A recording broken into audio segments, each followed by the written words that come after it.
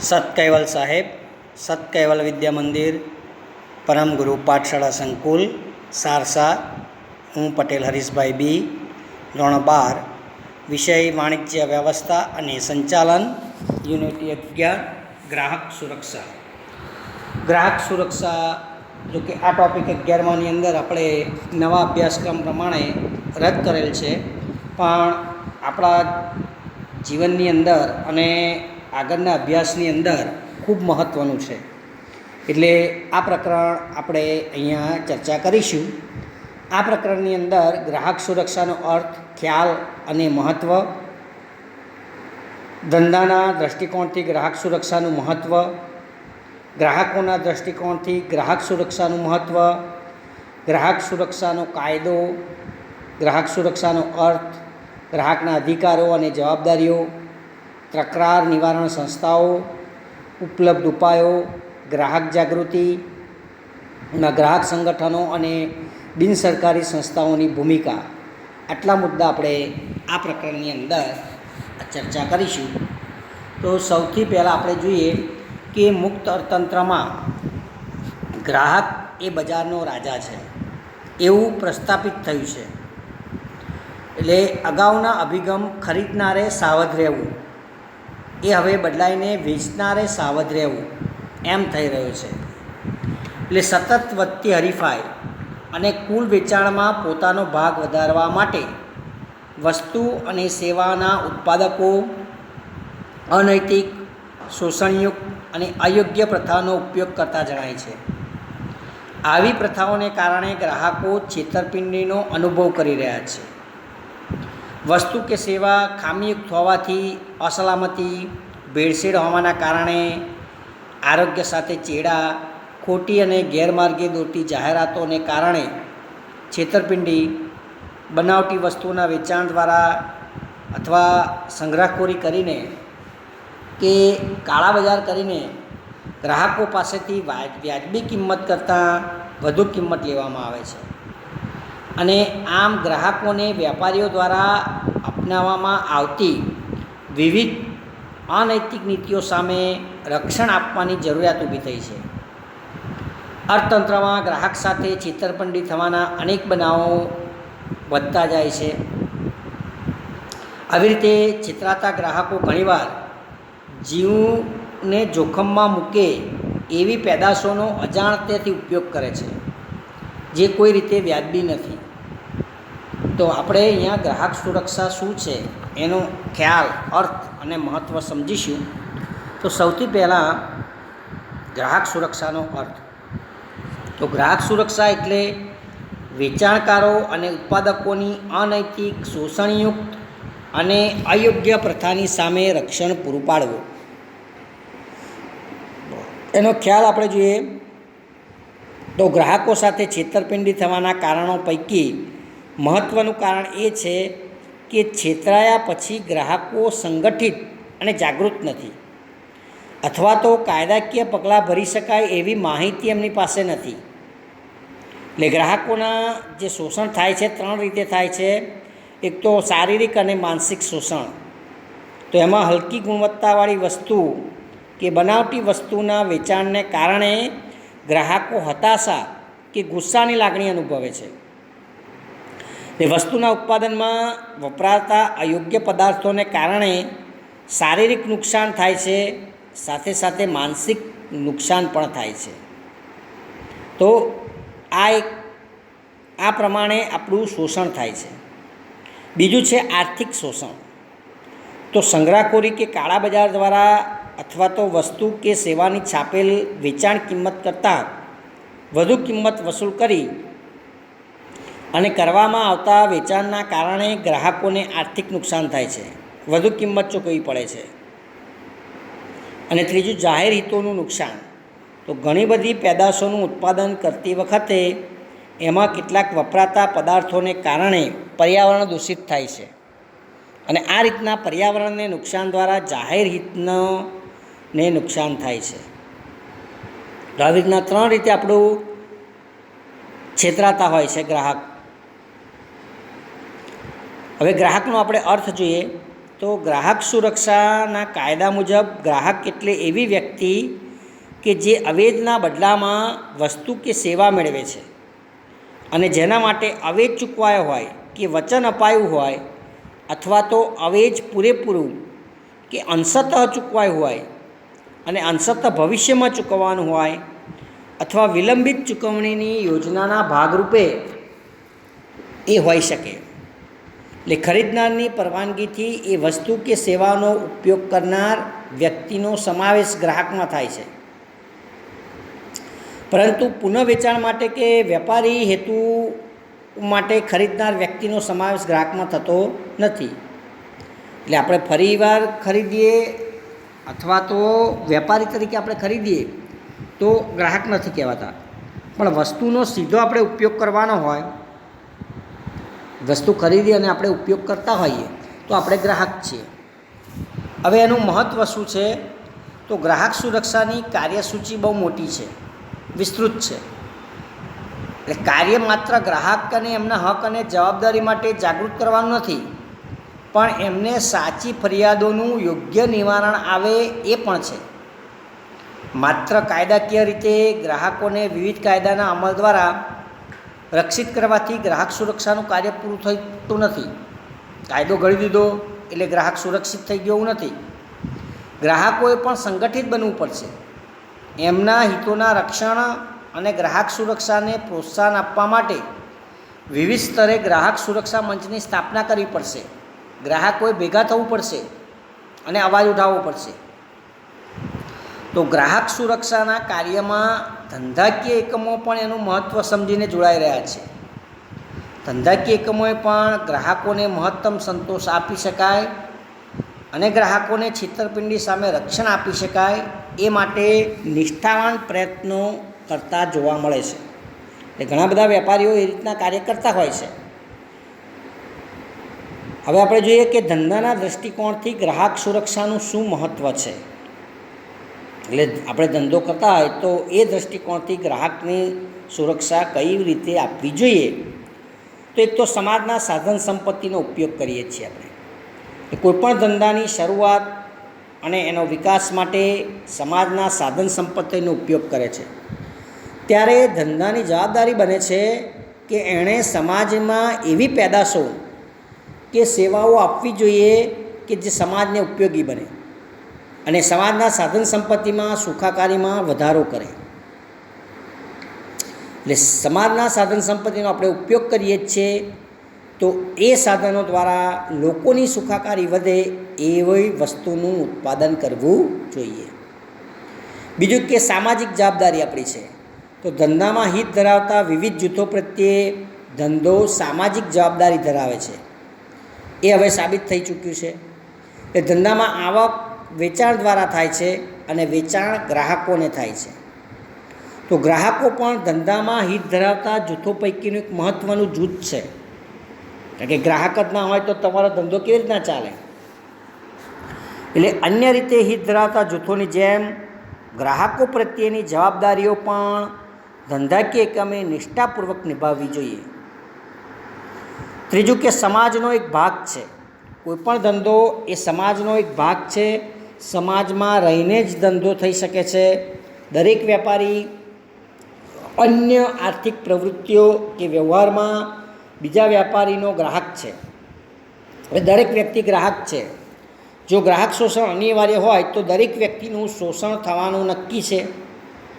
એટલે માટે દરેક ધંધાએ પોતાના ધંધા ઉપર ગ્રાહકનો વિશ્વાસ વહેતો રહે એવી નીતિ અપનાવવી જોઈએ અને ગ્રાહક શોષણથી દૂર રહેવું જોઈએ. ચોથું કે સમાજ પર પ્રભાવ છે. તો ધંધાનો સમાજ ઉપર પ્રભાવ છે. તમે જાહેરાત દ્વારા સમાજના લોકોની ટેવો, આદતો, રહેણીકરણી, વિચારધારા, ખાણીપીણીની બાબતો, કપડાં પહેરવાની રીતો, આ બધા ઉપર જાહેરાતોની અને એની અસર થાય છે. તમારા ધંધાની અસર થાય છે એ લોકો પર. આ જ કારણથી સમાજના હિતો માટે ધંધાની નીતિ યોગ્ય રાખવી એવી નૈતિક જવાબદારી પુરવાર થાય છે. ત્યાર પછી ગ્રાહકોના રક્ષણમાં ધંધાનું હિત.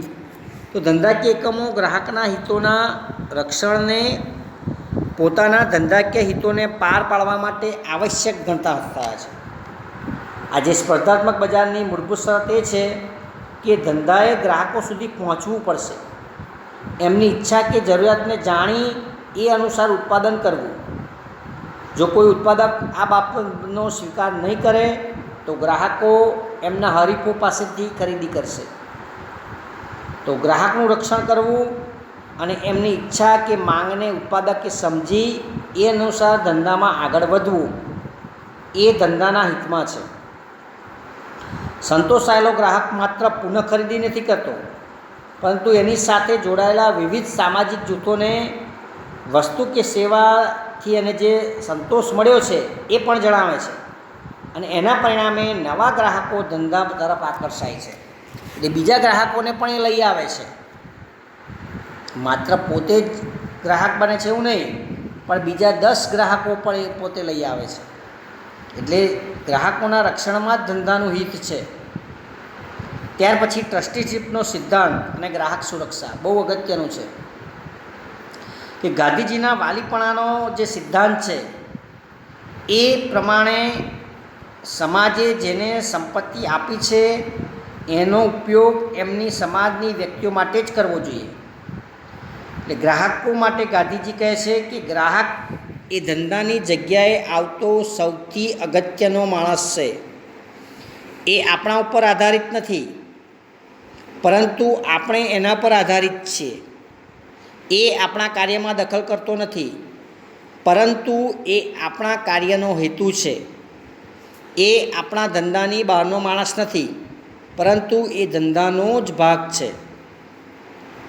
આપણે એને જોઈતી વસ્તુ આપીને તરફેણ નથી કરતા, પરંતુ એ આપણને એમ કરવાની તક આપી અને આપણી તરફેણ કરે છે. એટલે અહીંયા ટ્રસ્ટીશીપના સિદ્ધાંતમાં બહુ મોટી વાત ગાંધીજીએ કરી કે ગ્રાહક એ તમારો ધંધાનો એક ભાગ છે અને સૌથી અગત્યનો વ્યક્તિ છે. એ ધંધો છે એ એના પર આધારિત છે, આપણે એના પર આધારિત છીએ. એટલે આપણે ધંધો કરતા હોય તો આપણે એના પર આધારિત છે. એટલે આપણા કાર્યમાં દખલ કરતો નથી, પણ આપણું જે કાર્ય કરે છે એનો એક હેતુ છે. એટલે ધંધાની બહારનો માણસ નથી, પણ ધંધાનો ભાગ છે. એટલે એ પ્રમાણે એની સુરક્ષા થવી જોઈએ. ત્યાર પછી છે ગ્રાહકોના દૃષ્ટિકોણથી ગ્રાહક સુરક્ષાનું મહત્ત્વ. તો ગ્રાહકોની દૃષ્ટિકોણથી ગ્રાહક સુરક્ષાનું શું મહત્ત્વ છે? તો ગ્રાહકોનું વ્યાપક શોષણ. તો ધંધાકીય એકમો અસુરક્ષિત પેદાશો, ભેળસેળ, ખોટી અને ગેરમાર્ગે દોરી જેવી જાહેર ખબરો, કાળા બજાર, સંગ્રહખોરી જેવી અનૈતિક અને શોષણયુક્ત નીતિઓ દ્વારા ગ્રાહકનું શોષણ કરી વધુ નફો મેળવવા માટે પ્રયત્ન કરતા જોવા મળે છે. એ ધંધાકીય એકમોની આવી ખોટી અને ગેરવ્યાજબી નીતિ સામે ગ્રાહકો સુરક્ષા આપવી અત્યંત જરૂરી છે. બીજું કે ગ્રાહકોને માહિતીનો અભાવ છે. તો ગ્રાહકોને પોતાના હકો અને કાયદા દ્વારા મળતી રાહતો વિશે જાણકારી નથી, અથવા જાણે છે પરંતુ આવા પગલાં ભરતા અચકાય છે, કારણ કે એ અંગે કાયદાકીય પ્રક્રિયા વિશે પૂરતી માહિતી નથી, અથવા તો ખોટી માહિતી છે. આપણે ક્યાં જઈને ફરિયાદ કરવી, શું કરવું એનો આપણને ખ્યાલ નથી. એના માટે કયો કાયદો છે એ પણ આપણે જાણતા નથી. તો ગ્રાહકોને પોતાના હકો અંગે જાગૃત કરવા અત્યંત જરૂરી છે. સાથે સાથે એને કાયદા દ્વારા મળતી રાહતો અને એ માટે જરૂરી કાયદાકીય પ્રક્રિયા વિશેની સાચી માહિતી એમના સુધી પહોંચાડવી જરૂરી છે. એટલે ઘણા બધા ગ્રાહકોને આ અંગે કશો ખ્યાલ હોતો નથી. ત્રીજું કે બિનસંગઠિત ગ્રાહકો છે. એક વ્યક્તિ તરીકે ગ્રાહક નબળો પુરવાર થાય. તમે એક વ્યક્તિ તરીકે ફરિયાદ કરવા જાઓ તો તમારું કોઈ સાંભળે નહીં, પરંતુ ઘણા બધા ગ્રાહકો સંગઠિત થઈ અને પોતાના ગ્રાહક સુરક્ષા એકમ દ્વારા પોતાના હિતોનું રક્ષણ ખૂબ સારી રીતે કરી શકે. જો ગ્રાહકો સંગઠિત થાય અને એક સંગઠન ઊભું કરે તો પોતાના હિતોનું રક્ષણ કરી શકે. ભારતમાં પણ આવી ગ્રાહક સુરક્ષા માટેની સંસ્થાઓ કાર્ય કરતી થઈ છે, પણ ગ્રાહક સુરક્ષા સંસ્થાઓ ખૂબ મજબૂત બને ત્યાં સુધી ગ્રાહકોને કાયદા દ્વારા સુરક્ષા આપવી જરૂરી છે. એટલે કાયદો તો સરકારે ઘડ્યો છે, પણ એ માટેની જાગૃતતા આપણી હોવી જોઈએ. એટલે આપણે સંગઠિત થવું પડશે, તો જ આપણું સુરક્ષા થશે. હવે ગ્રાહક સુરક્ષાનો કાયદા વિશે આપણે જોઈએ. 1986માં આ કાયદાઓ ઘડાયો છે, કન્ઝ્યુમર પ્રોટેક્શન એક્ટ 1986. તો ગ્રાહક સુરક્ષા માટે લેવાયેલા વિવિધ પગલાઓમાં ગ્રાહક સુરક્ષા કાયદો સૌથી વધુ મહત્ત્વ ધરાવતું પગલું છે. અને આ કાયદાનો મુખ્ય હેતુ ગ્રાહકના હિતોને સુરક્ષિત બનાવી એમના અધિકારોનું રક્ષણ કરવાનો છે. આ કાયદો ગ્રાહકોને ક્ષતિયુક્ત માલસામાન, ઉણપ ધરાવતી સેવાઓ, અયોગ્ય વ્યાપારી નીતિઓ અને ગ્રાહકો સાથે થતી છેતરપિંડીના વિવિધ સ્વરૂપો સામે રક્ષણ આપે છે. એ કાયદા દ્વારા ત્રિસ્તરીય તંત્રની સ્થાપના ગ્રાહક સુરક્ષાના હેતુથી કરવામાં આવી છે.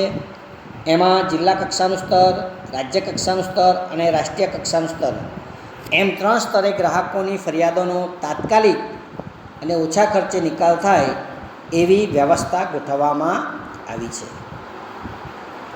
આપણે જોઈએ ગ્રાહક સુરક્ષાનો અર્થ. તો વેપારીઓ અને ઉત્પાદકો દ્વારા મહત્તમ નફો મેળવવાના લાલચમાં વિવિધ તરકીબો અજમાવીને જે શોષણ કરવામાં આવે છે એના વિરોધમાં વિવિધ પગલાઓ દ્વારા ગ્રાહકોના હિતને જાળવવાના કાર્યને ગ્રાહક સુરક્ષા કહે છે.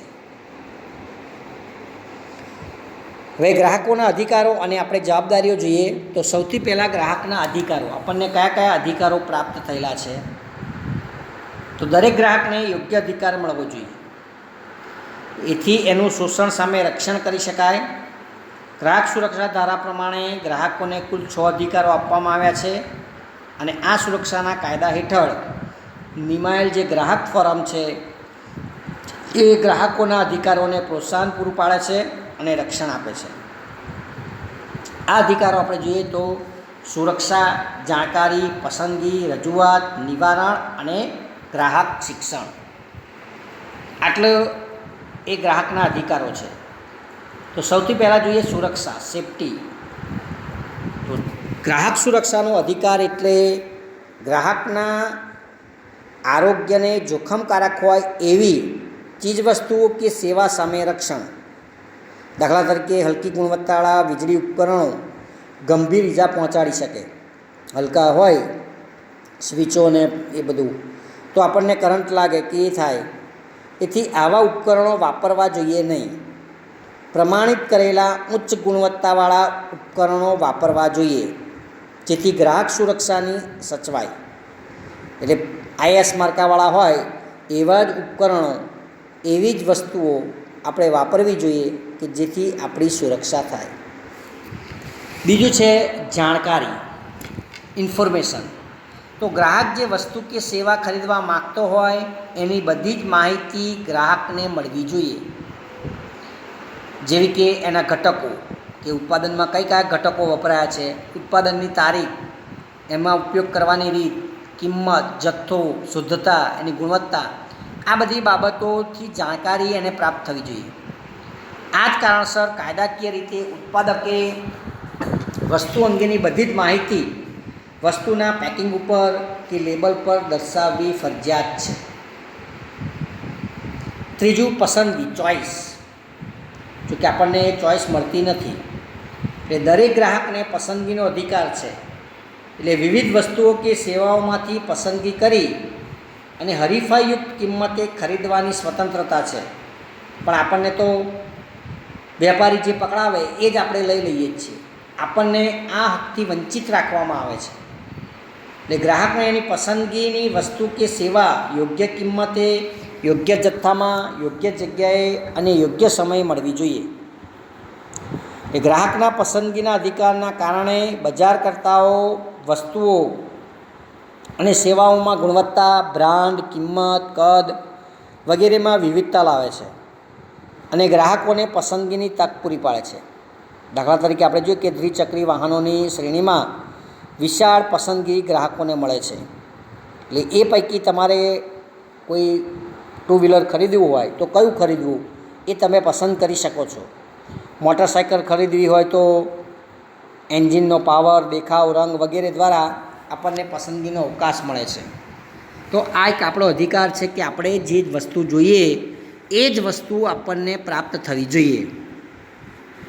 નહીં કે ઉત્પાદક કે વેપારી જે આપણને બજાડે અથવા તો બતાવે એ જ ખરીદી લેવી નહીં, પણ આપણને પસંદગીની તક છે, હક છે, આપણને અધિકાર છે, તો આપણે જે વસ્તુ જોઈએ એ જ વસ્તુ લેવી. ચોથું છે રજૂઆત.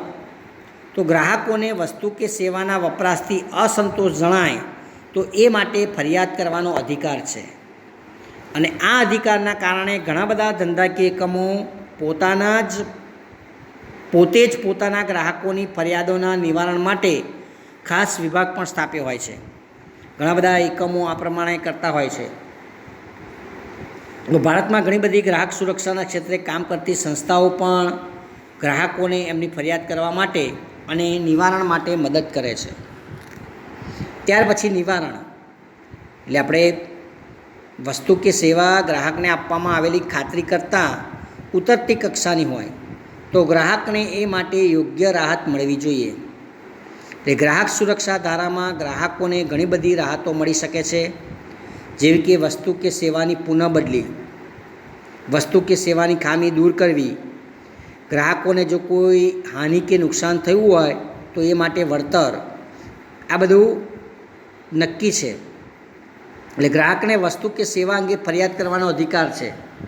એટલો જ મહત્ત્વનો અધિકાર કરેલ ફરિયાદનું નિવારણ થાય તે પણ છે. એટલે તમે ફરિયાદ તો કરી પણ એનું નિવારણ પણ થવું જોઈએ, એ પણ આપણને અધિકાર છે. અને છેલ્લું છે ગ્રાહક શિક્ષણ, કન્ઝ્યુમર એજ્યુકેશન. તો ગ્રાહકને યોગ્ય જથ્થામાં, યોગ્ય ગુણવત્તાવાળી, ચોક્કસ સમયે, ચોક્કસ સ્થળે અને વ્યાજબી કિંમતે વસ્તુ મળે તેમજ બધી જ બાબતોની જાણકારી એને પ્રાપ્ત થાય એ જરૂરી છે. અને એ બાબતોની ખાતરી કરી શકે એ માટે જરૂરી યોગ્ય શિક્ષણ મેળવવાનો અધિકાર છે. એ ગ્રાહકને જાણકારી મેળવવાનો અધિકાર છે અને આખી જિંદગી માહિતગાર રહેવાનો પણ અધિકાર છે. જો વસ્તુ કે સેવા એને આપવામાં આવેલી ખાતરીથી ઉતરતી કક્ષાની હોય તો એને મળવાપાત્ર કાયદાકીય રાહતો વિશેની જાણકારી એને મળવી જોઈએ. એ ઘણા બધા ધંધાકીય એકમો અને ગ્રાહક સુરક્ષા સાથે સંકળાયેલી સંસ્થાઓ ગ્રાહકોને એમના અધિકારનું રક્ષણ આપવા માટે આ પ્રમાણે સક્રિય ભાગ ભજવે છે. આ ઉપરાંત સંયુક્ત રાષ્ટ્ર સંઘે બહાર પાડેલી માર્ગદર્શિકા પ્રમાણે ગ્રાહકોને 2 વધારાના અધિકાર મળે છે. એક તો પ્રાથમિક જરૂરિયાતો અને આરોગ્યપ્રદ વાતાવરણ. તો પ્રાથમિક જરૂરિયાતો એટલે લોકોને યોગ્ય રીતે જીવન જીવવા માટે જે વસ્તુઓ અને સેવાઓની જરૂર પડે એ મેળવવાનો એને અધિકાર છે. અને બીજું કે આરોગ્યપ્રદ વાતાવરણ. તો આરોગ્યપ્રદ વાતાવરણ એટલે પ્રદૂષણો સામે રક્ષણ કે જેથી માનવી ગુણવત્તાયુક્ત જીવન જીવી શકે. દરેક માનવીનો પ્રદૂષણ મુક્ત હવા, પાણી, ખોરાક અને ભૂમિ મેળવવાનો અધિકાર છે. એટલે આ 2 બાબતો પણ એના અધિકારની અંદર આવે છે. હવે આપણને જે અધિકારો મળ્યા છે એની સામે આપણી જવાબદારી શું છે?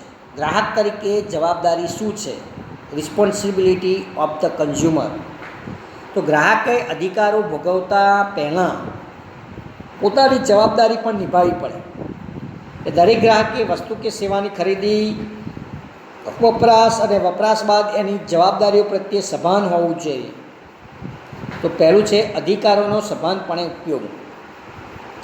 ગ્રાહકને ઘણા બધા કાયદા દ્વારા અધિકાર મળ્યા છે, પણ એ બધા અધિકારોનો ઉપયોગ માટે આપણી પાસે પૂરતી જાણકારી હોવી જોઈએ, એ જરૂરી છે. બીજું કે ખોટી જાહેરાતોથી સાવધાન. ઉત્પાદકો તો ખોટી જાહેરાતો આપશે જ, પણ આપણે સાવધાન રહેવાનું છે. આપણી જવાબદારી આપણે નિભાવવાની છે.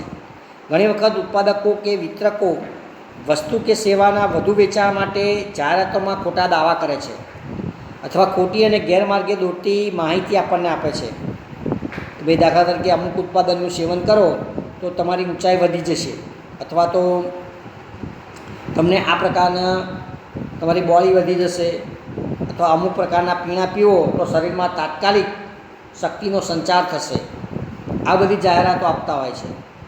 તો તો ગ્રાહકે ખરીદીનો નિર્ણય કરતી વખતે આવી ગેરમાર્ગે દોરનારી જાહેરાતોને અવગણી અને પછી જ ખરીદી કરવી જોઈએ અને અન્ય ઉત્પાદકોની કે વસ્તુઓની સરખામણી કરી અને યોગ્ય નિર્ણય લેવો જોઈએ.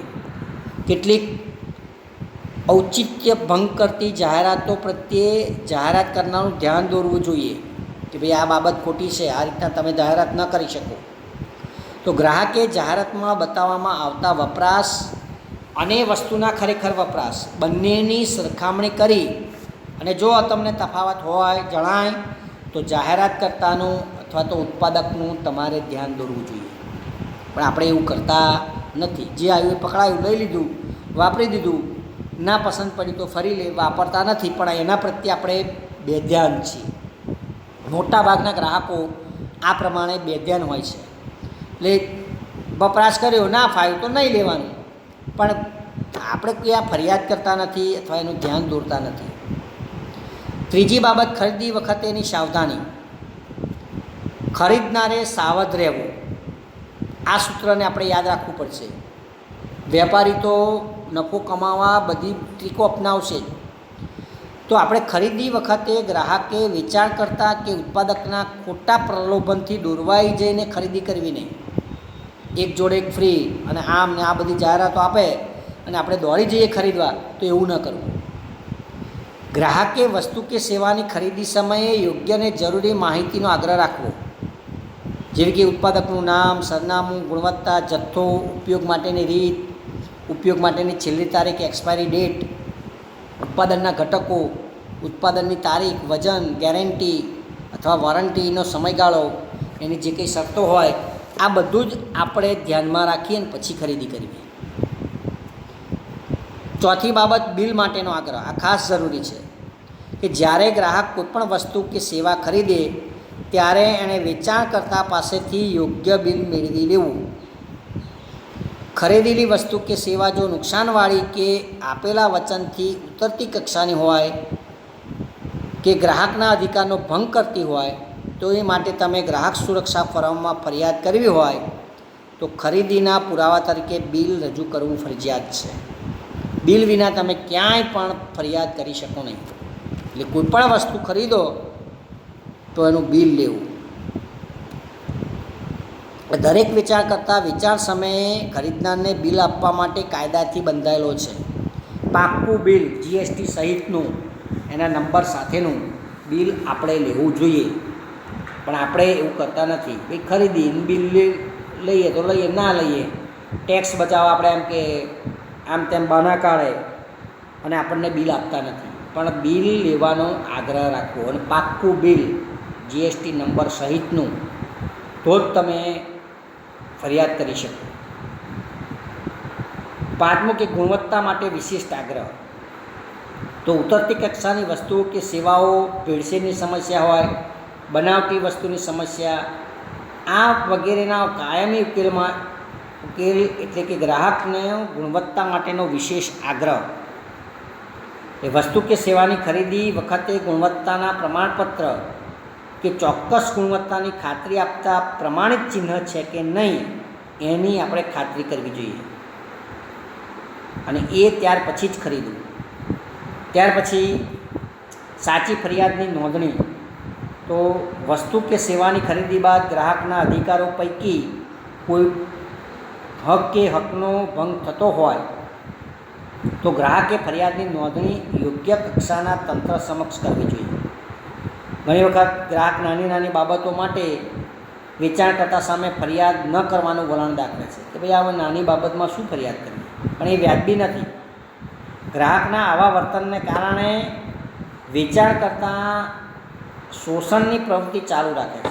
એને ખબર છે કે ગ્રાહક આવો કોઈ ફરિયાદ કરવાનો નથી, એટલે એ શોષણની પ્રવૃત્તિ ચાલુ જ રાખશે. સાથે ગ્રાહકો એમને કાયદા દ્વારા મળેલા અધિકારનો દુરુપયોગ કરી અને એમના થયેલા ઓછા નુકસાન માટે મોટી રકમ કે વળતરની ફરિયાદ નોંધાવે એ પણ યોગ્ય નથી. નાનું નુકસાન થયું અને તમે મોટી ફરિયાદ નોંધાવો એ પણ યોગ્ય નથી. એટલે જે સાચું હોય એ જ તમારે કરવું જોઈએ. એ સાચી ફરિયાદની નોંધણી આપણે કરાવી. ત્યાર પછી ગ્રાહકવાદનો ફેલાવો. તો ગ્રાહકોની સંગઠિત ચળવળ એટલે ગ્રાહકવાદ. દરેક ગ્રાહકે સુરક્ષા સમિતિની સ્થાપના સંચાલનમાં સક્રિય ભાગ લેવો જોઈએ. ગ્રાહકોના અધિકારોની જાગૃતિ લાવવા, હિતોની જાળવણી કરવા અને જરૂરી જ્ઞાન એમને મળે એવી વ્યવસ્થામાં દરેકને ભાગીદાર બનાવવા જોઈએ.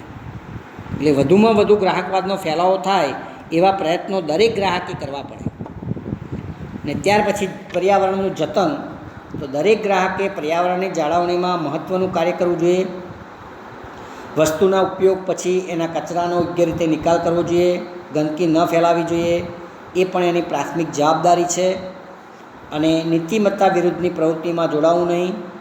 જ્યારે ગ્રાહક કે વસ્તુ કે સેવાની ખરીદી કરે ત્યારે એણે કાયદાકીય બાબતનો આગ્રહ રાખવો જોઈએ. કાળા બજાર, સંગ્રહખોરી વગેરેને ઉત્તેજન આપે એવી કોઈપણ પ્રવૃત્તિમાં આપણે જોડાવું નહીં. એટલે ભાઈ ઓછા ભાવે આપણને વસ્તુ મળતી હોય અથવા તો પાછલા બારણેથી વસ્તુ મળી જતી હોય તો એવી જે પ્રવૃત્તિઓ થતી હોય એમાં આપણે જોડાવું નહીં. ના પાડી દેવી કે ભાઈ મને વસ્તુ મળશે કે નહીં મળે, પણ હું સાચા રસ્તેથી જ ખરીદીશ. એટલે આવી નીતિમત્તા વિરુદ્ધની પ્રવૃત્તિ હોય, કરતો હોય કોઈ વેપારી, તો એને સાથ ન આપવો, એની સામે ફરિયાદ કરવી. આ બધી જ જવાબદારીઓ ગ્રાહક નિભાવે તો એ ગ્રાહકના અધિકારો ભોગવવા માટેની પ્રથમ શરત છે. એટલે આપણે અધિકારો ભોગવવા હોય તો આ બધી જવાબદારીઓ આપણે પહેલાં નિભાવવી પડશે. તો આ રીતના અહીંયા આપણે જોઈએ કે ગ્રાહક સુરક્ષાનું અર્થ, એનું મહત્ત્વ, ગ્રાહક અને ગ્રાહકના અધિકારો અને જવાબદારીઓ, આટલા મુદ્દા આપણે અહીંયા જોઈ શકીએ છીએ. અસ્તુ.